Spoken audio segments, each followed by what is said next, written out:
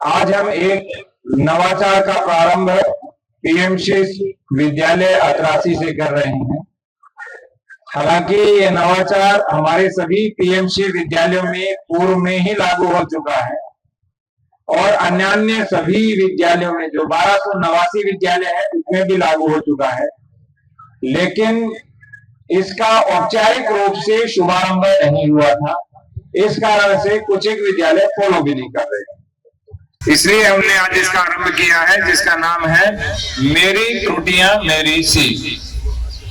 यदि आप विद्यालय में बच्चों की कार्य पुस्तिका चेक करते हैं, जांच करते हैं, तो आपको पता लगता है कि बच्चा हिंदी में, अंग्रेजी में, विज्ञान में या अन्य सभी विषयों में कोई ना कोई त्रुटि कर रहा है। और जब वो कोई त्रुटि करता है तो उसको ठीक करने वाला कोई नहीं है, क्योंकि कई बार अध्यापक जांच कर लेते हैं उस कार्य पुस्तिका की, लेकिन कई बार सीधा टिक टिक लगाया और हस्ताक्षर कर दिया जाता है। इसके लिए हमने अनिवार्य किया कि प्रत्येक व्यक्ति जो निरीक्षण करने जाएगा वो बच्चों की मेरी त्रुटि वो देखे, और जहां इन्होंने होमवर्क दिया है हमारे शिक्षकगण ने वो भी देखे। उसके बाद पता चलेगा कि कॉपी सही चेक हो रही है या नहीं हो रही। क्योंकि मेरी त्रुटियां मेरी सीख में बच्चा दाईं ओर जो चीज सही है वो लिखता है और बाईं ओर जो उसने त्रुटि की है वो लिखता है।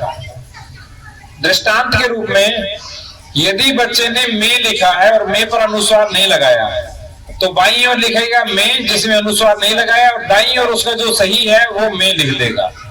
कई बार हम उज्ज्वल लिखते हैं, उज्ज्वल में कोई एक जय आधा कर देता है, कोई दोनों जय पूरे कर देता है, कोई एक ही जय लगाता है, तो जो करेक्ट है वो दोनों जय आधे होते हैं। इसी तरह से जो है होता है, जब किसी वाक्य के अंत में आता है, यदि वो वाक्य बहुवचन वाला है या सम्मान सूचक शब्द है तो है के ऊपर अनुस्वार आता है। लेकिन हमारे बच्चों को पता नहीं है, ये हम सिखा भी रहे हैं कि क्या करेक्ट होता है, क्या इनकरेक्ट होता है। ये तो ही हिंदी व्याकरण की बात। अंग्रेजी व्याकरण में भी ऐसा होता है, जहां ए है वहां ई लगा दिया, जहां ई है वहां कुछ भी नहीं लगाया, तो जो स्पेलिंग होती है वो गलत होती है। कई बार वाक्य भी त्रुटिपूर्ण होता है।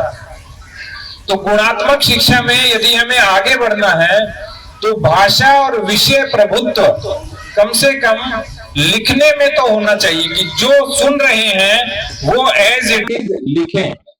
हमारी परंपरा में श्रुति लेखन होता था। जब हम छोटे थे हमारे गुरु हमें श्रुति लेख कराते थे, बोल बोल के लिखाते और उसको सही लिखना होता था। जो कोई त्रुटि करता था उसको फिर करेक्ट किया जाता था। उस समय तो कई बार मुर्गा बना दिया जाता था और हाथ खड़े होकर के भी स्कूल के चक्कर लगाओ, ऐसा भी होता था। हालांकि आज ऐसा हम नहीं करते और नहीं करना चाहिए।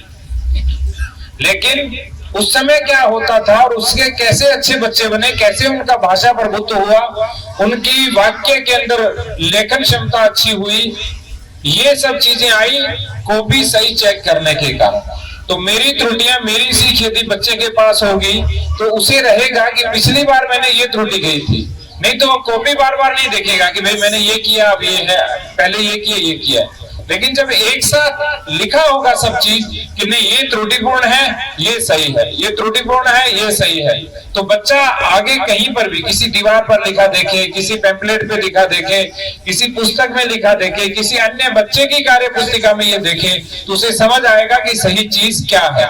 इसीलिए आज हम इस पूरे विद्यालय में 273 बच्चे हैं। सभी बच्चों को मेरी त्रुटियां मेरी सीख के अंतर्गत एक एक कार्य पुस्तिका CSR से और सभी के जन सहयोग से दे रहे हैं। इसके लिए प्रधान जी का और यहाँ शिक्षक गणों का सहयोग करने वाले सभी व्यक्तियों का बहुत बहुत धन्यवाद।